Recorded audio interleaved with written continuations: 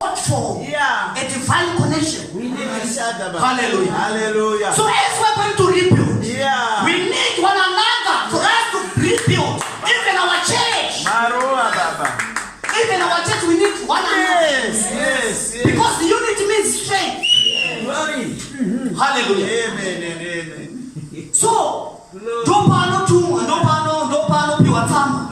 Ndopa aenda ku Jerusalem. Zinonzi asika ku Jerusalem. Anangotanga nekuvaka. Batakatanga ambosa veya. Ndopa atanga kutendera nekungoro ila anakuzita maskati. Ndaba kune vanhu vanoona. Akazita usiku. Andakaibereka zvakanaka zvikati hapana munhu akanga aripo except ngongoro yakatanga takagata. Zvinonzi akatanga kuenda pamagedzi ese. There were 12 gates pa Jerusalem. Ndobva atanga kufamba achitarisa magedzi achitarisa kuti totanga sei. Hallelujah. Amen, amen, amen. So for you to rebuild Shakangwara, you need to survey your life. You need to survey where there's a need. Glory. Where parodiwa kuti rebuild. Yes. Hallelujah. Now aungotangika. Iwo usina budget. Aungotangi usina plan. Hallelujah. Hallelujah. Akatanga. And also some things usasitaure kuna vanhu vese. Yeah. Ndava usati watanga unoona vakudhara vavengi.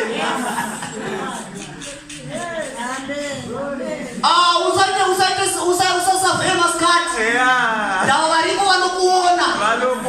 Vanotumira mamhepo. Usataura kuti mwana wangu ida kumuendesa ku boarding school. Unoona aseta kuti mbambaira kutara. Usataura kuti varume mereji angu ndakuda kuigadzirisa. Ndavamuone yanaka. Wonderful. Why? That's what usiku baba. That's it. Yes. That's it. Usiku baba. Amen. Amen. I was asking myself why in the night. Yes. Because hakuna anenge akamuka. Hakuna anenge achiona. In the secret. Amen. He surveyed. Hallelujah. Glory. And as we are going to rebuild in our lives, Wonderful. we must be very careful Hallelujah. about those people very close to us. Hallelujah. Kuna vamwe vanhu very close to us. Yes. Vasingakusupport kana kuti vasingade kuona tichiita zvikuru.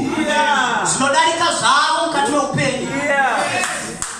Zvofanira kuziva vanhu vekukonekta navo. Hallelujah. Amen. Tofanira kuziva vanhu vekukonekta navo. Because it is very important for us to check our surroundings. Hallelujah. Glory to Jesus. Unoziva zvinonzi varume vanonzi Tobia naSanibharat. Zobva vaziva kuti pane zviri kuitika kuJerusalem. Hallelujah. Ava ndava zvinoita kamutinimira. Kana watanga kuita zvinhu mukati meupenyu zvinoita noise. Zvinoita noise kunyangwe vanga vakanyarara mudzinza mavo vatanga kutaura.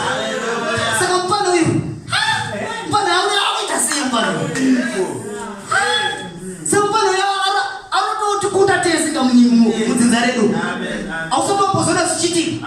Vanofunzana sokuti bamini mambona sei zviri kuitwa nabamwe vanhu arikuuya zvisingaito. Hallelujah. Mfana achatitonga. Ndopa zvinotangira ipapo. Hallelujah.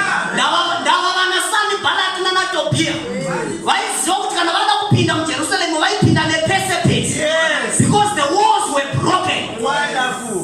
The moment that you are going to rebuild your walls, there will be no loophole for them to enter your life, even to control your life. If you need to that relationship with God, even the devil will have no way to enter your life. Glory. Unozwa pane pamwe pokuti unonatsa kuona kuti life yangu haisi panzvimbo chaipo chaipo. Satani anogona kupinda nepese paada. Why? Because the walls are broken. But I'm saying we need to rebuild our relationships with God. So the devil cannot have a way into our lives. Hallelujah. Zvinonzi ndobva vauya ndobva vatuma futi nhume. Zvinonzi vakatuma nhume 4 times. Unozva Satani anonetsa. Akatraya this zvakaramba. Anotraya this. Hallelujah. Amen. But Nehemiah akaramba achipa the same answer. We need people who are focused. Yeah. Because whenever you start to do something, there are things that draws your attention. Yeah. Those things that I call them attention demanding objects. Yeah. There are things that demand your attention. Remember when Peter was walking upon the waters, Jesus said, "Come," and Peter started to walk. Yeah. But suddenly when Peter saw what the storm was doing, Yeah. he started to sink. Why? Because there's something that draw attention yake. The moment that we are going to lose our focus on Jesus Christ is the moment that we are going to drown. Even when Jesus is there, you will drown. Even when Jesus is there, even when God is in your life, the moment that you lose focus, you will drown. Nehemiah and the workers and the laborers didn't lose focus. Yes. They were building, yet there are people who were protecting them. Yes. Hallelujah. And the other thing that Nehemiah considered is when they were rebuilding, Yeah. God made known to them the plots of the enemy. Wonderful. I said about this. Yes. Maraka zivisa maplots emuvengi. Iye anason balada waifungidzira kuti ndezvevanhu ozikungoitwa nevanhu. But God made known Yes. their plots to Nehemiah. Hallelujah. Glory to Jesus. Hallelujah. Amen. From Nehemiah chapter 4, from verse 7. Wonderful. From verse 7 to 9. Verse 7 to 9, chapter 4. Chapter 4, verse 7 to 9.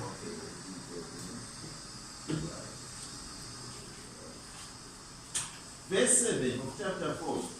But it came to pass that when Sanballat and Tobiah and the Arabians and the Ammonites and the Ashdodites, yet that the walls of Jerusalem were made up, and that the breaches began to be stopped, then they were very wroth, and conspired all of them together to come and to fight against Jerusalem and to hinder it. Verse 9. Nevertheless, we made our prayer unto our God, and set a watch against them day and night because of them. Hallelujah. You see now, these men were very aware of what was happening. They made a prayer to their God. You know, sometimes we forget that prayer is of paramount in our lives. It's very important. Prayer is very important in our lives. As we're going to rebuild in our lives, we need to pray so much. And also watch. Hallelujah. Prayer on itself is not powerful. Yeah. But when you are committed to what you are doing, prayer can bring results. Glory. So these men, they made a prayer. They prayed to God to protect them. Hallelujah. Amen.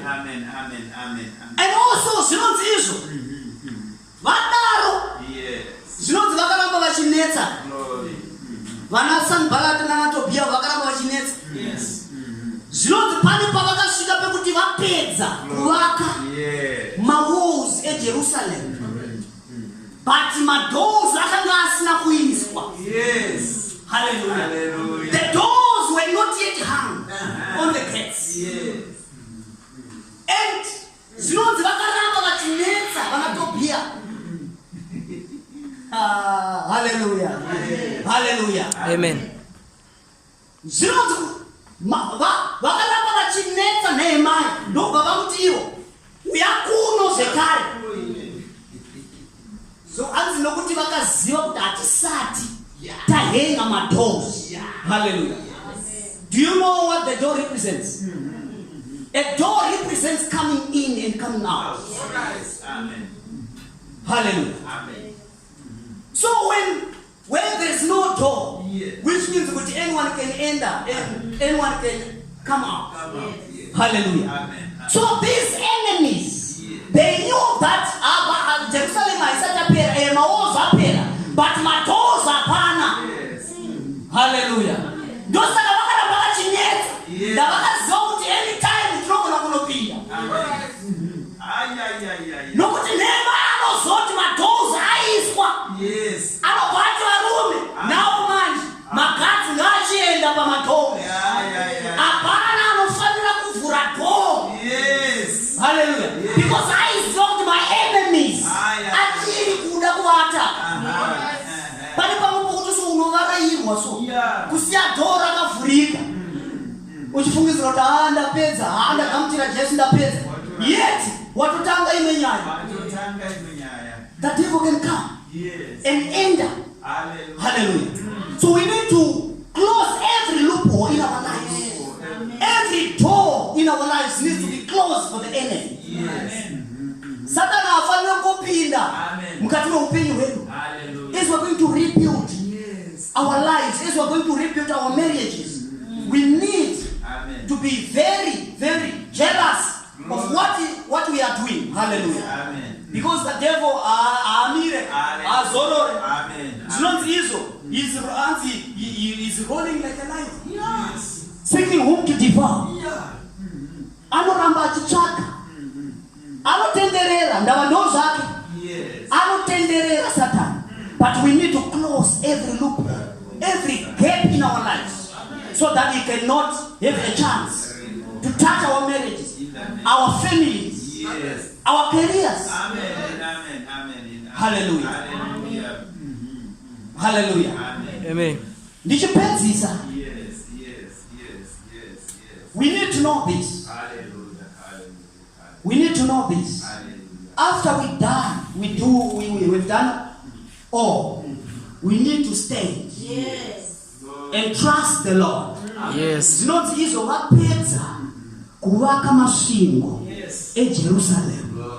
Zvinonzi vakadedza muescribe Ezra and bring the law of Moses. Hallelujah. When they brought the law of Moses, ndobva vaungana ndobva vatanga kuverenga the law of Moses. When your life is shattered, Amen. it's very difficult for you to stand on the word of God. It's very difficult for you to worship the Lord. Zvakanaka kusimba. Hatina kumbonzwa kumwe kweso, but it's not vapedza. Thank you, Lord. And now they had confidence now. Amen. But now we are free. Because now we are protected. Hallelujah. Amen. So zvinonzi Ezra ndobva atanga kuverenga the book of the law. Yes. Yes. Ndobva vatanga kurumbidza Mwari. Hallelujah. Nekuti ndimwari vanoshamisa vakaziva kuti hazvina kuitwa nesu. Amen. But zvaitwa naMwari. Ndava ndimwari vanotigomesa. Hallelujah. Hallelujah. Hallelujah. Hallelujah. And our apostle declares that we shall have the courage. Yes. Yes. Hallelujah. Yes. We shall have the unique ideas. Amen. Hallelujah. To rebuild. Amen. Amen. Amen. We shall have the power. Hallelujah. Amen. To rebuild. Amen. Amen. God is giving us the strength. Glory to God is giving us the courage to face Satai Funduka Kumashuri. Amen. Hallelujah. Glory. Forget about the past, Hallelujah. but focus about the now and the future. Yes. Hallelujah. Yes. Yes. Because the past is not part of the future, but the now is part of the future. So you need to focus about now. What you are doing now, you need to focus on that. Amen. So that upenyu hwedu unaenda mberi. Hallelujah. Yes. Yes. So timosvika patinosimuka.